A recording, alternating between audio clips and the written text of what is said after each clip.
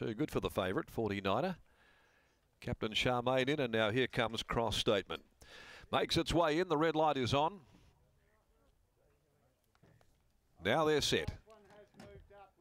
Ready to jump.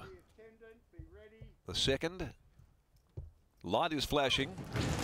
Gate Spring Racing, Stellar Fair from the inside was the first to jump away. Gathering speed, Cross Statement. Also Goes Two Walks goes up there, and likewise wider out is Captain Charmaine coming over as they settle down. Cross Statement's rider looking down. Jason Brown now clears them, gives it a bit of rain and draws to the lead from the Great Southerner, Captain Charmaine.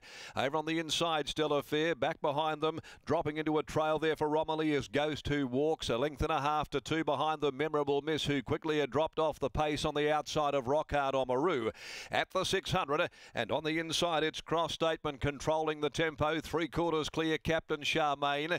A length and a half away then the filly Stellar Fair, being followed then by Goes Two Walks, who's being clicked up at the top of the straight.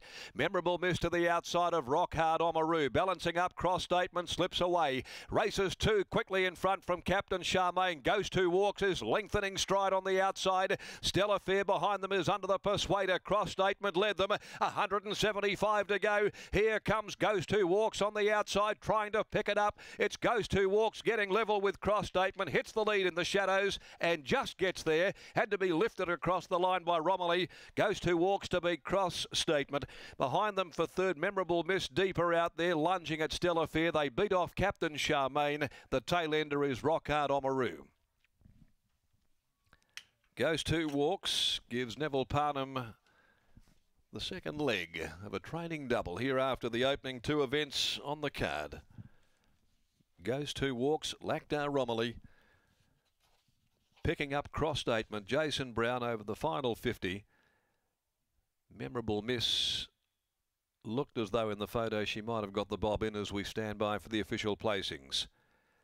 A 3-year-old, he's a son of God, has spoken from Death Knock, daughter of Lonhro, owned by Colin Loxton. Goes Two Walks with his third victory now in 11 outings, his second this preparation, and a double today for Nev Parnham. Lactar Romilly getting it home, was able to drop behind them there, got into a nice bit of cover, and then to the outside eventually wore Cross Statement down by Press Statement from Spur Cross. Jim Taylor, Jason Brown for Tina Lois Taylor, Paul Quartermain. 6, Memorable Miss is third home, a showcasing filly from Miss Strum for Peters Investments, trained by Grant and Alana Williams, the rider William Pike, and fourth, number 7, Stellar Fair. Fifth placing to Captain Charmaine. They've run 1:12.92 there, 1:12.92 for the 1200, 36.01, and it was ahead by 2.5 lengths. The margin's ahead 2.5. Of course, today we're on a soft 6 pad. The next event, race number 3, the 1400 Peninsula Dining Room Plate, and there are no changes to come. Let's go back down now to the yard. A close one there for the Taylor stable, but touched off by Neville Parnham, who's got the first 2 winners on the card, Britt.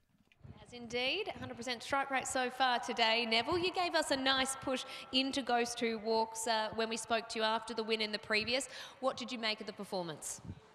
Look, I thought Lactar rode it really well. He sort of had to use him a little bit to hold his spot, and he got in front of Willie, which I think was tactically it was probably the winning move, and finished up getting in the 1-1 trail and sort of brought him out, and the horse, he sort of run that leader down who had a good kick on it.